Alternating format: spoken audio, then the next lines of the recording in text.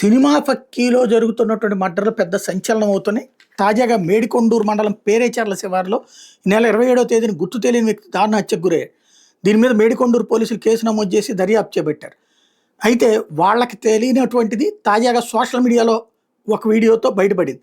ఓ వ్యక్తిని కొంతమంది మద్యం సీసాలతో దారుణంగా కొడుతున్న దృశ్యాలు ఆ వీడియోలో ఉన్నాయి.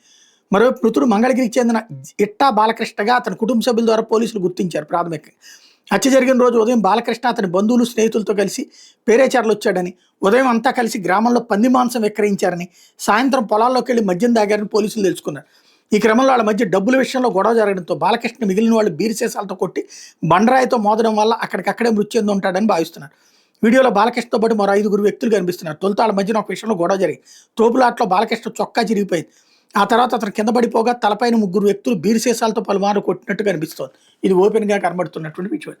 అంటే ఉన్మాదంగా తయారై మద్యం మత్తు లేకుండా ఇట్లాంటివి చేయలేరు. అది స్పష్టంగా కనబడుతుంది. తాగుడు కోసం చివరికి ఒకళ్ళనొకళ్ళు కొట్టుకుని చచ్చిపోతున్నటువంటి పరిస్థితులు. ఇదేదో ఆలోచించుకోవాల్సిన అంశం.